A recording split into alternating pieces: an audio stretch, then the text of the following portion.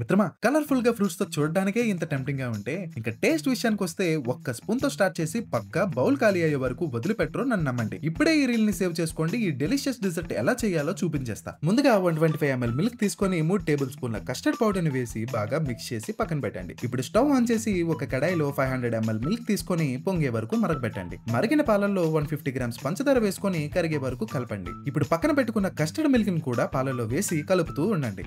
కొంచెం తిగ్గా అయ్యే వరకు కలిపి స్టవ్ ఆఫ్ చేసి చల్లారే వరకు పక్కన ఉంచండి. నేనైతే కస్టర్డ్ లో వేసుకోవడానికి ఇంట్లో ఉండే ఫ్రూట్స్ ని చిన్న చిన్న ముక్కలుగా కోసుకొని అలానే డ్రై ఫ్రూట్స్ ని కూడా వేసుకున్నా. తప్పకుండా ఈ డిజర్ట్ ని ట్రై చేసి ఇంట్లో వాళ్ళకి పెట్టి చూడండి. ఇది నువ్వే చేసావా అని ఖచ్చితంగా షాక్ అవ్వాల్సిందే. టేస్ట్ మాత్రం నెక్స్ట్ లెవెల్ ఉంటుంది. మీరు చేసిన ఫ్రూట్ కస్టర్డ్ టేస్ట్ ఎలా వచ్చిందో కామెంట్స్ లో పెట్టడం మాత్రం మర్చిపోవద్దు. ఫ్రూట్స్ అన్ని వేసిన తర్వాత బాగా కలిపి ఆప్షనల్ గా ఎసెన్స్ ఉంటే వేసుకోండి, లేకపోయినా టేస్ట్ అమృతంలానే ఉంటుంది. ఇంకా ఒక బౌల్లో రెడీ చేసుకున్న ఫ్రూట్ కస్టర్డ్ ని అట్లీస్ట్ 1 అవర్ ఫ్రిడ్జ్ లో పెట్టి తర్వాత తింటే ఉంటుందండి. ఆహా, దీనికోసం ఎంత చెప్పినా మాటలు తక్కువ అవుతాయి. ఈ ఫ్రూట్ కస్టర్డ్ ని మీకు ఎవరు చేసి పెట్టాలనుకుంటున్నారో ఇప్పుడే వాళ్ళకి ఈ రీల్ ని షేర్ చేసేయండి. ఇలాంటి మరెన్నో రెసిపీస్ కోసం మన ఆహా కిచెన్ స్టోరీని ఫాలో అవ్వడం మాత్రం మర్చిపోవద్దు.